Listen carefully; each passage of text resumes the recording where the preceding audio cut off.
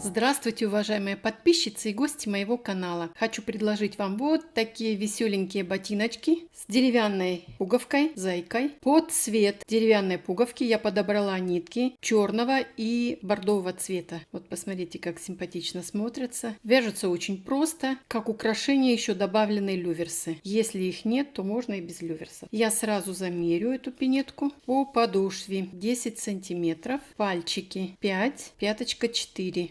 Задняя часть пинетки 5,3, передняя часть 5, глубина мыса почти 4, 3,8, ширина 4,5. Вот такие ботиночки у меня получились. Если вам понравилась такая модель, оставайтесь на моем канале и будем вязать вторую пинетку. Я начинаю. Быстренько о материале. Пинетки белого цвета. Я буду вязать их из вот таких ниток. Это похоже на ирис. 100% хлопок написано. В 100 граммах 530 метров. Так как нитки тонкие, я буду их вязать 2 нити. Также мне для украшения по канту и для выполнения шнурка мне понадобится 2 вида ниток. Черные и бордовые. Вот такие. Бордовые тонкие, поэтому я их буду делать 2 сложения. Для окантовки можете выбрать абсолютно ваши любимые цвета по вашему собственному желанию. Ножницы.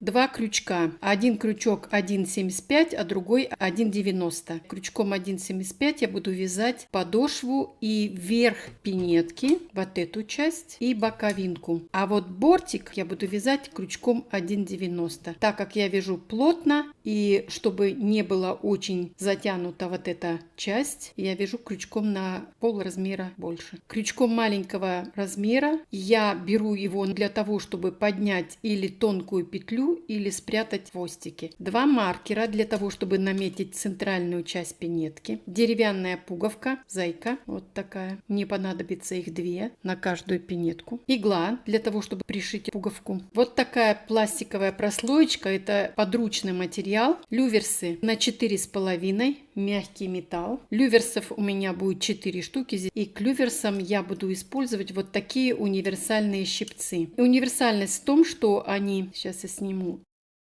со страховки, в том, что можно делать дырочки, глубину дырок можно менять, и плюс они универсальные тем, что можно менять насадки. Вот посмотрите, каким образом.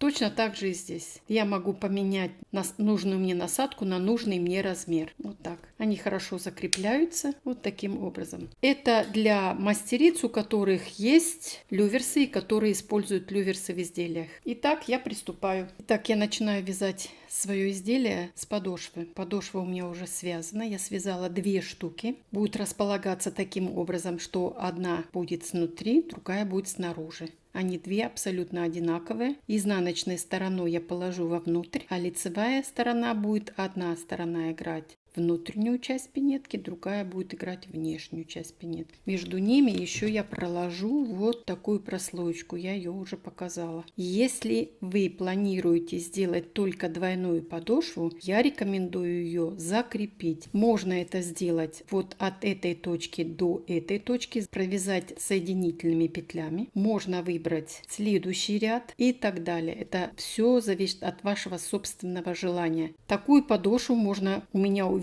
на моем канале с мини-бортиком. Мини-бортик я буду сейчас вязать, и вы увидите этот процесс. Он играет на изменение плоскости. Вот подошва. И чтобы перейти ровно 90 градусов. Итак, 2 одинаковые подошвы, поэтому роли не играет, с какой я буду заниматься. Я ищу условную середину, беру подошву изнаночной стороной, чтобы она была ко мне лицом.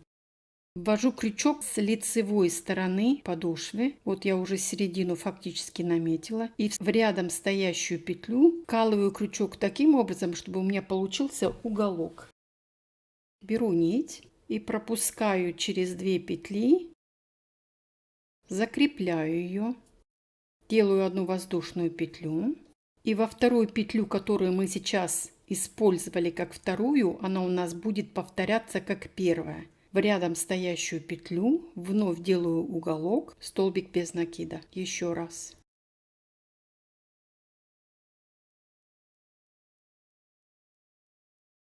столбик без накида. Вторая петля, которая была второй петлей, будет первая, и в рядом стоящую петлю. Делается это очень просто. Вот у меня получается подготовительный ряд, который дает ровно 90 градусов по отношению к подошве. Преимущество такого вязания в том, что еще у меня освобождаются вот эти петли. И вот он мой элемент, платформа, когда она состоит из двух связанных подошв. И я скрепляю вот как раз вот за эти петли. Вот они предназначены для того, чтобы соединить и сделать вот такую платформу. Итак, возвращаемся к моему начальному бортику. Я провяжу его до конца и покажу вам следующий этап работы. Итак, подготовительный бортик готов. Этот бортик, который я сейчас сделала, я его за ряд не считаю. Посмотрите, мне задали вопрос, что подошва несимметричная. Вот если вы пальчиками вот так вот расправите все, то естественно этот трикотаж уляжется так, как вы расправите. Достигнете определенной ширины, длины. Итак, теперь я перехожу на крючок большего размера, на 1,9. Это была последняя петля, и я ее соединяю вот самой первой петлей соединительной, закрепляю и из этой же петли вновь вывязываю петлю. Теперь я приступаю к вязанию уже основного бортика. Столбиками без накида мне нужно связать для бортика 6 рядов, 5 рядов без изменений, не прибавляя и не убавляя петли. И в шестом ряду на мысе я буду убавлять 4 петли. Вот так. Так я провяжу 5 рядов самостоятельно и покажу вам шестой ряд, как я убавляю петли. Я провязала 5 рядов без изменений. У меня было по-прежнему 72 петли. И я начала заключительный шестой ряд. Я отметила маркером центральные 20 петель. Петли под маркерами в работе не участвуют. Мне осталось всего немного довязать до маркера. Маркер убираю. И провязываю столбик без накида. Со следующей петли я буду делать убавление. Я крючок вкалываю таким образом, чтобы забрать не полную петлю, а только первую долю. Один раз и второй раз. Вот таким образом. Провязываю эти две доли вместе. Столбик без накида. Между убавлениями у меня будут промежутки, которые будут состоять из 4 петель. Столбики без накида. 1, 2, 3, 4. И вновь убавление.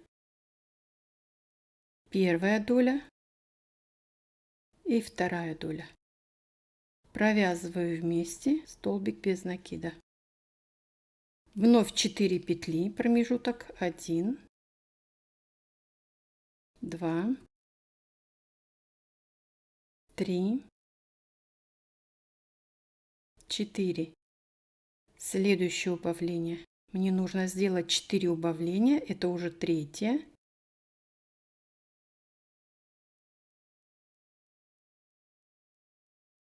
И вновь 4 петли.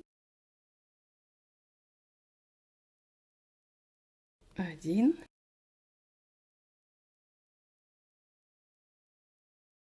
2, 3 и 4. У меня осталось последние 2 петли, это последнее четвертое убавление.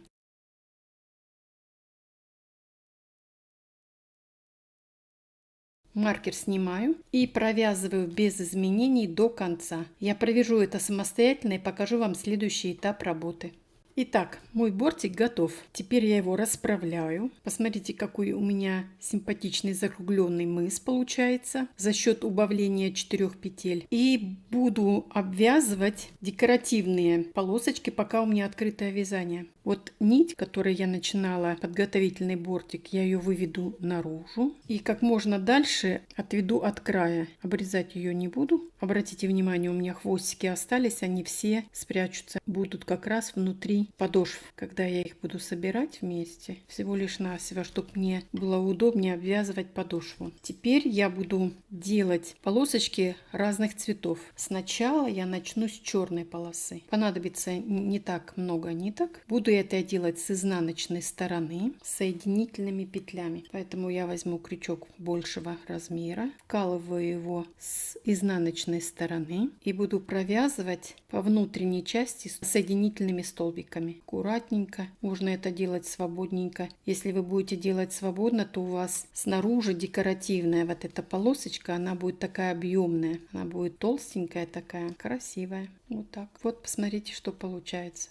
Очень важно ориентироваться, чтобы они были на одинаковой высоте. Я провяжу две полоски самостоятельно, черную и бордовую, и покажу вам следующий этап работы. Ну вот, две полосочки связаны. Посмотрите, как они красиво смотрятся. С внутренней стороны они точно так же красиво смотрятся, только с внутренней стороны я делала соединительными петлями. А вот так мне понравилось больше, потому что полоски не такие толстые, вот как с внутренней стороны. Теперь я маркером отметила центральные 36 петель для вывязывания мысика и язычка. Мысик мой будет начинаться с 8 петель, и я буду увеличивать петли до 12. Все остальное вот эти, это боковинки на продвижение вот этой части. 36 петель, с 8 буду начинать. Это значит 28 петель у меня остается на 2 боковинки. Это значит 28 поделить на 2, это по 14 петель пока на каждую сторону. Значит, вязание я начну с 15 петли. 2,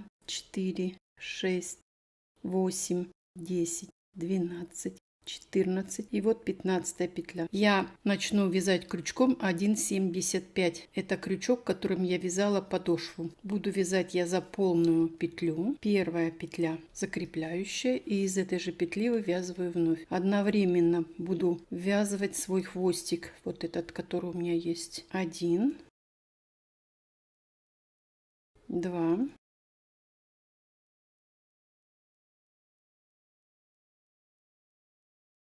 3,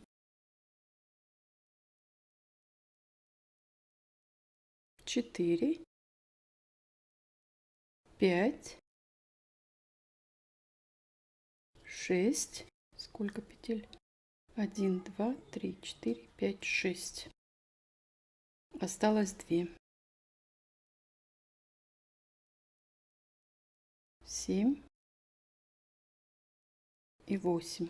Для того, чтобы быть уверенным, что у меня мыс начался ровно на середине, я проверю с другой стороны. У меня должно быть 14 открытых петель. 2, 4, 6, 8, 10, 12, 14. Отлично. Продолжаю вязать. И последующие 2 петли буду провязывать соединительными петлями. Также за полную петлю. Первая петля свободная и вторая соединительная петля. Разворачиваю вязание на изнаночную сторону и начинаю вязать со второй петли.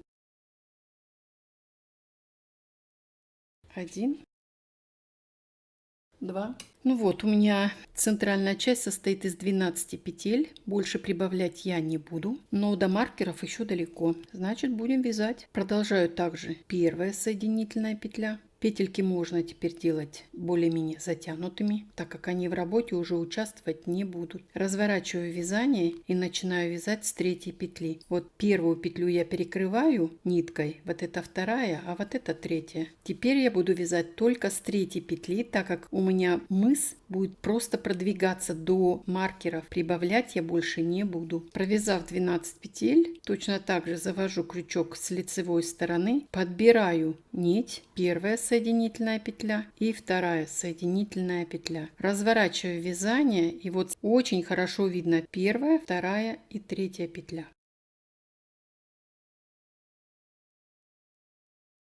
1, 2, 8, 9, 10, 11 и 12. По-прежнему 12 петель. Вот так мне нужно вязать в длину до той поры, пока с каждой стороны от маркера не останутся 4 последних петли. 1, 2, 3, 4. И точно так же здесь. Мы повстречаемся тогда, когда останутся с двух сторон последние 4 петли до маркеров. Вот посмотрите, мысик уже хорошо, четко вырисовывается. У меня с каждой стороны осталось последние 4 петли. 1, 2, 3, 4. И с этой стороны точно так же. 1, 2, 3, 4. Вяжутся они немножко иначе. Я буду теперь забирать не за полную петлю, как это я делала, а буду вывязывать из середины за заднюю долю. Точно так же первая соединительная петля и вторая соединительная петля. Разворачиваю вязание и по-прежнему буду вязать с третьей петли, потому что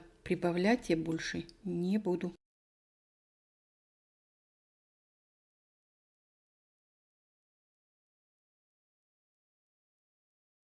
Посмотрите, что получается. Получается вот эти боковиночки, вот эти петли, которые я взяла не за полную, а за часть. Вот эти передние доли не будут нужны для провязывания задней части пинетки. Принцип все остается прежним, только из середины петли. Также провязываю 12 петель.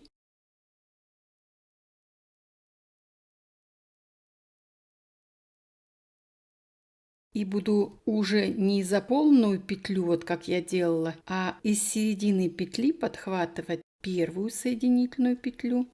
И из середины петли, вот, видите, подхватываю вторую соединительную петлю. Разворачиваю вязание и по-прежнему вяжу с третьей петли. Здесь уже ничего нового нету, поэтому последующие ряды до маркеров я выполню самостоятельно. Мы повстречаемся тогда, когда петли до маркеров будут полностью провязаны.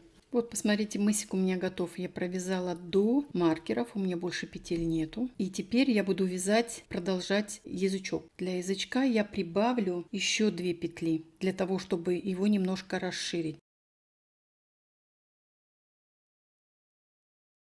2, 3, 11, 12, 13. И вот в эту же петлю, 14-ю последнюю петлю, петля подъема, разворачиваю вязание и провязываю все 14 петель столбиками без накида. Язычок будет провязываться также столбиками без накида, как и мыс. 13, 14 последняя петля.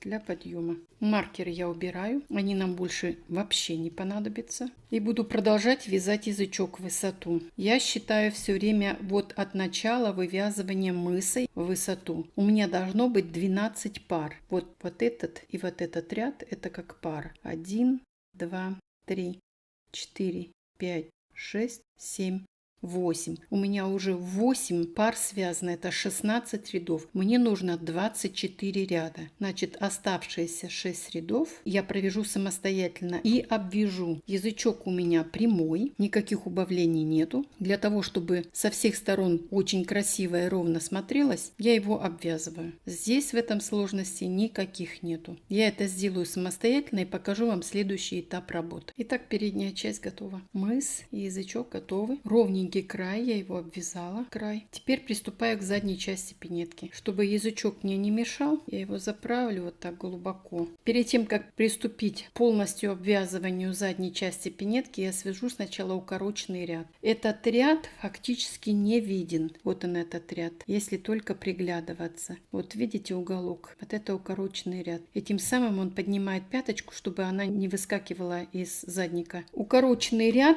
я буду начинать сначала вот с полных петель. С 5 петли 1, 2, 3, 4, 5. С 5 петли я начну вязать укороченный ряд. Первая петля закрепляющая и начинаю вязать со следующей петли столбиками без накида. Петли я считать не буду, сколько я провязываю, я буду ориентироваться по другому краю, чтобы у меня осталось последние 4 петли. Одновременно вязываю хвостики, перехожу на другой край, на другую сторону и ориентирую, чтобы у меня осталось последние 5 петель. 1, 2, 3, 4, 5. Вот эту предпоследнюю петлю, будем так считать, провязываю столбиком без накида, и у меня осталось 5 петель. 1, 2, 3, 4, 5. 4 петли должно быть свободные, а вот эта последняя петля будет провязываться соединительной петлей. Вытягиваю петлю, отрезаю ее. Чтобы она у меня вот так не торчала, я ее немножечко прихвачу, чтобы она у меня в следующем ряду вязалась. Вот эта нитка. Вот так. Вот посмотрите, у меня связан укороченный ряд. Вот здесь очень четко видно подъем, но в процессе вязания это все будет сглаживаться, это будет не видно. Теперь я приступаю к полностью обвязыванию задней части пинетки и буду в работу вводить вот эти половинки петель, которые у меня были от вывязывания мысика. Их должно быть 4. 1, 2, 3 и 4. Начну я вязать от края со второй петли. Значит, введу в работу 3 только половинчатых петли. Закрепляю и из этой же петли вывязываю вновь.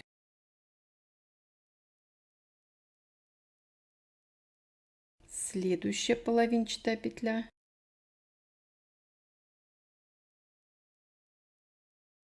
И вот эта последняя или третья петля, она, как правило, очень тонкая. Но так как крючок у меня немножко острый, я попала. Обычно я помогаю себе другим крючком меньшего размера. Одновременно вязываю хвостики вязания. И вот дошла до первой петли укороченного ряда. Но так как она не полноценная петля, я ее заберу из предыдущего ряда, чтобы не потерять ни одной петли. И перехожу сразу на укороченный ряд. Поднимаюсь, так сказать. Вот, посмотрите.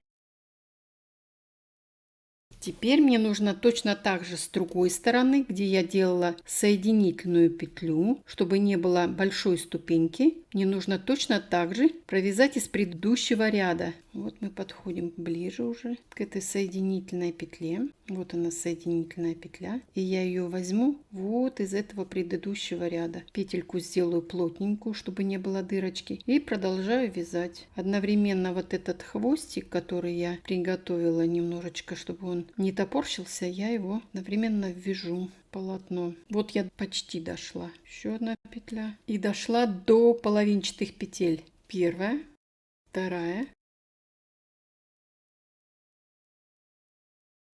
и третья.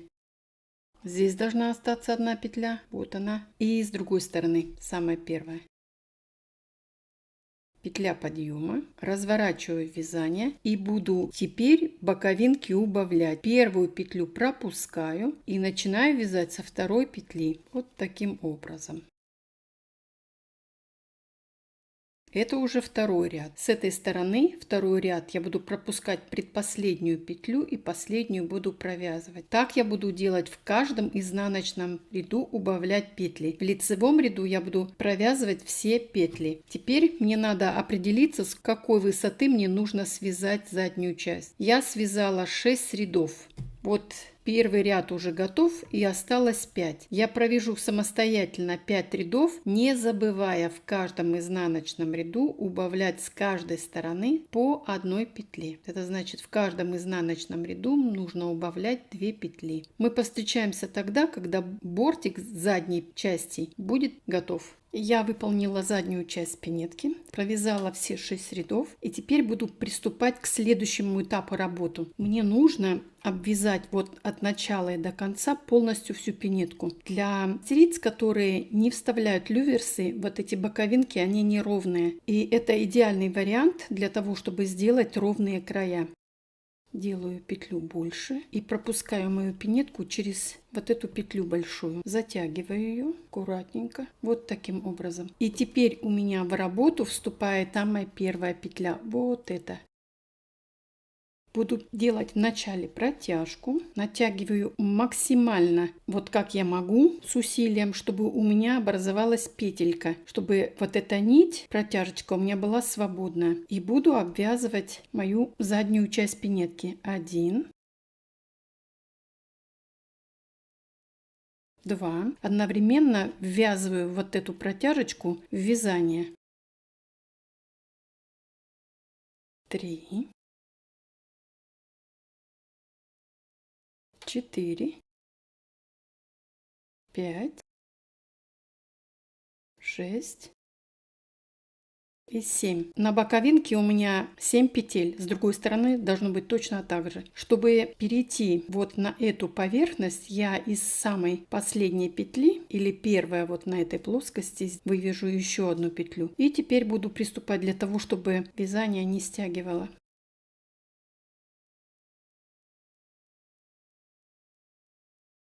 Вот так. Так мне нужно провязать полностью до вот этой точки, и я вам покажу следующий этап работы. Итак, я полностью обвязала заднюю часть пинетки и вновь сделала небольшую петельку. Нить у меня на лицевой стороне, разворачиваю пинетку к себе изнаночной стороной. И вот эта последняя петля, которая у меня осталась, подбираю вот эту петельку, аккуратненько ее подтягиваю и провязываю вместе. Закрепляем.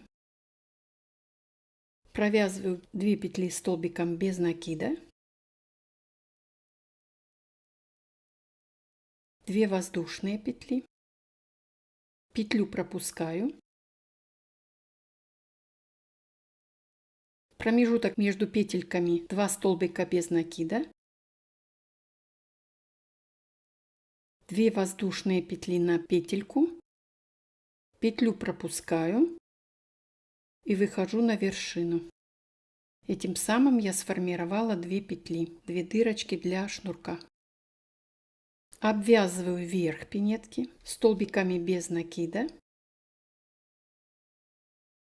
И точно так же буду ориентироваться, чтобы на этой стороне у меня также были петли параллельны вот этим петелькам. Значит, надо учитывать, что 2 последние петли были 2 столбика без накида. Петля на вершине и петля в середине. Я провяжу это до конца и покажу вам следующий этап работы. С другой стороны я сформировала также 2 петельки, сделала небольшую петельку последней петли и буду укреплять свои петли, так как они еще очень для меня не подготовленные. Этого недостаточно для того, чтобы быть уверенным, что петельки не растянутся и так далее. Самая первая петля, которую я уже использовала, вот она, подхватываю крючком петлю и провязываю вместе 2 столбика без накида, это первые петли. В арку 2 столбика без накида.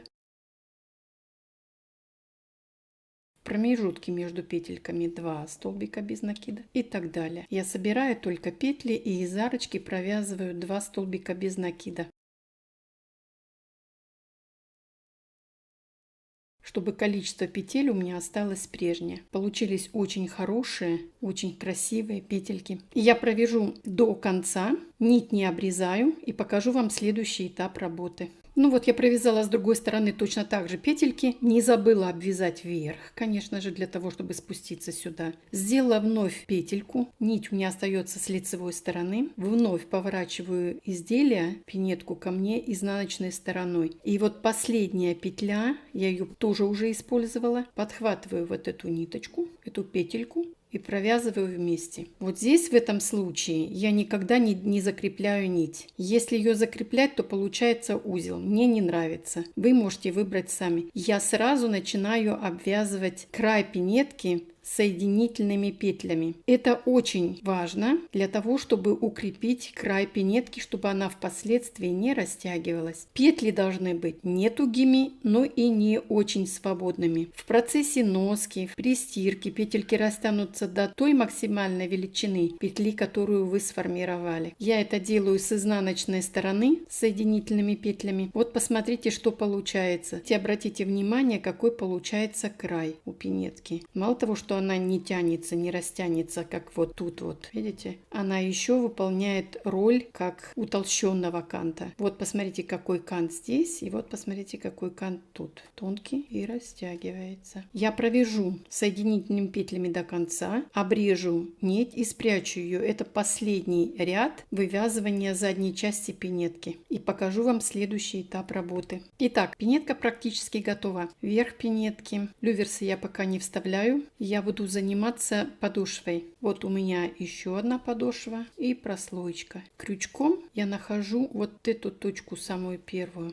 Соединяю вторую. Ориентируюсь, чтобы они были одинаковые, чтобы не было перекоса. Убираю крючок И вот начну вот таким образом обвязывать за полные петли 2 подошвы. Ввязывать я буду с лицевой стороны, не со стороны подошвы, а вот как раз со стороны ботиночка. Буду я это делать соединительными петлями и очень свободно. Если вы вяжете плотно, как это делаю я, то есть смысл взять крючок большего размера, но не намного. И аккуратненько, петля в петлю, чтобы 2 петли были полностью в работе, делаю соединительные петли. Этим самым у меня получается такая утолщенная подошва. Еще она больше расправится и растянется тогда, когда я вставляю вкладыш вовнутрь. Вот посмотрите, как происходит. Посмотрите, как красиво уже смотрится, если брать в отношении всего лишь одну подошву. И посмотрите, как она расправляется, когда внутри вкладыш. Я провяжу соединительными петлями до вот, наверное, вот этой точки, чтобы мне вставить вовнутрь вот этот вкладыш. И покажу вам, как я закрываю свою подошву вместе с вкладышем. Я провязала до определенной точки 2 подошвы и теперь вот оставила место для того, чтобы вставить вот эту стелечку. Так как это трикотаж, можно немножко подтягивать, натягивать. Вот теперь у меня осталось небольшое расстояние, у меня прослоечка, и она будет постоянно стараться выскочить наружу. Поэтому мне надо быть внимательным для того, чтобы захватить вот с этой стороны полную петлю и вот с этой стороны. И аккуратненько продолжать обвязывать. Больше я буду закрывать вот эту дырочку, тем она у меня будет уже устанавливаться на свое место, на котором должна быть эта прокладка. Вот осталось несколько петель. Завершение. Вытягиваю нить подлинней, обрезаю ее. И вот у меня здесь вот, если обратите внимание, у меня здесь петли нету. Поэтому мне нужно сформировать петлю. И тем самым я подхватываю первую петлю, забираю вот этот остаток нити. И из середины, вот, для того, чтобы сформировать полноценную петлю. Теперь мне надо, чтобы хвостики у меня были в одном месте. Вот так. Вот, посмотрите, все красиво получилось. Теперь мне надо вот эти хвостики вывести вовнутрь. Вот таким образом расправляю свою пинетку и вывожу их вовнутрь, хвостики.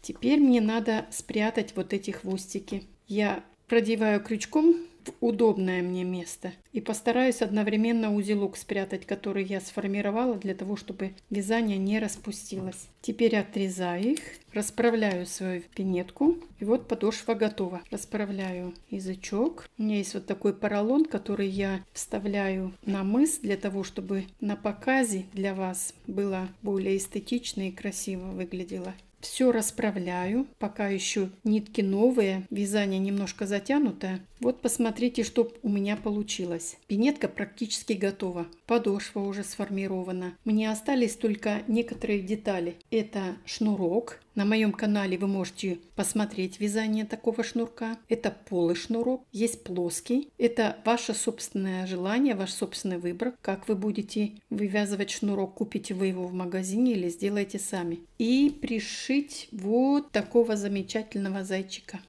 Это тоже несложно. Важно, чтобы зайчики были по бокам. Шнурок у меня есть. Люверсы я сделаю потом. Я вам хочу показать, как выглядят пинетки без люверсов. Дырочки плотненькие, еще не растянутые, но они и не растянутся очень сильно, потому что я вяжу плотно. Но если вы вяжете свободно, то можно дырочки делать поплотнее. Я имею в виду одну воздушную петлю провязывать. Вот посмотрите, что получилось. Посмотрите, как выглядят петельки без люверсов. Замечательно, просто замечательно. Поэтому не отчаивайтесь, если у вас нету люверсов. Мне осталось вставить люверсы и пришить деревянную пуговку-зайку. Я это сделаю самостоятельно и покажу вам уже готовую пару. Ботиночки готовы. Вставила люверсы, вставила шнурок, пришила пуговку. И вот такая замечательная пара у меня получилась. Если вам понравилась такая модель, я буду очень рада. Я желаю вам здоровья, великолепной пряжи. До следующих встреч. До свидания.